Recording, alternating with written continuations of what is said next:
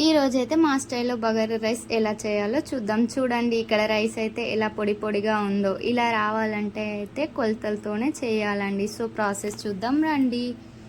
ఇక్కడైతే ఒక rice cooker గిన్నె తీసుకొని అందులో 2 టేబుల్ స్పూన్ ఆయిల్, 1 స్పూన్ నెయ్యి వేసుకున్నానండి. ఇలా మొత్తం నెయ్యితో చేసిన, మొత్తం ఆయిల్తో చేసిన టేస్ట్ అనేది బాగుండదండి. ఇలా చేస్తేనే బాగుంటుంది. సో ఇలానే చేయండి మీరు కూడా. ఇక్కడ 1 టేబుల్ స్పూన్ సాజీరా, 6 లవంగాలు, 5 ఇలాచీలు, ఒక చిన్న దాల్చిన చెక్క ముక్క, అలాగే కొంచెం బండ పువ్వు వేసుకున్నానండి. అలాగే 2 బగారాకులు కూడా వేసుకున్నాను. ఇవి కొంచెం వేగాక మనం సన్నగా తరిగి పెట్టుకున్న ఉల్లిపాయలు, అలాగే ఒక 5 పచ్చిమిర్చి వేసుకొని మంచిగా కలుపుకోవాలి. ఇక్కడ నేనైతే రైస్ కుక్కర్లో చేస్తున్నానండి. మీరు నార్మల్ గిన్నెలో చేసుకున్నా పర్వాలేదు.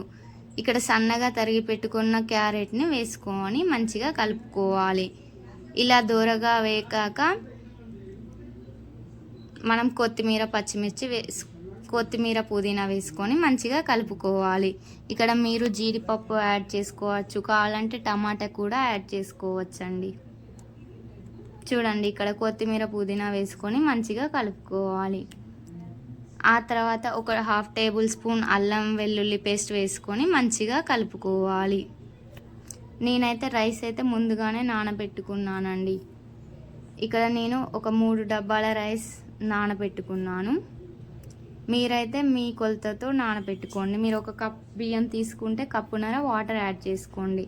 నేనైతే ఇక్కడ 3 చెంబుల వాటర్ అనేవి యాడ్ చేస్తున్నానండి. ఇలా వాటర్ వేసుకున్నాక వాటర్లో 1 స్పూన్నర సాల్ట్ వేసుకున్నానండి.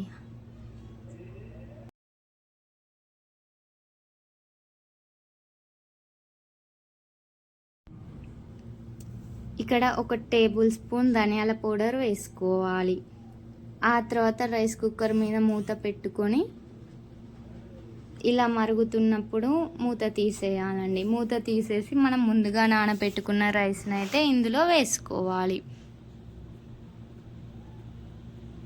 ఆ తర్వాత రైస్ మొత్తం మంచిగా కలుపుకొని స్టవ్ ఆఫ్ చేసుకొని రైస్ కుక్కర్లో ఈ గిన్నెను పెట్టేయాలి.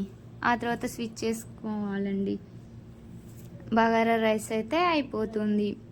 మన ఛానల్ని ఇప్పుడే చూస్తున్న వారైతే తప్పకుండా సబ్స్క్రైబ్ చేసుకోండి గాయస్. మన ఛానల్లో డైలీ ఇలాంటి వీడియోస్ అనేవి వస్తూనే ఉంటాయి. సో సబ్స్క్రైబ్ చేసుకొని పెట్టుకోండి. చూడండి, ఎంతో రుచికరమైన బగారా రైస్ అయితే రెడీ అయిపోయింది. Thank you for watching.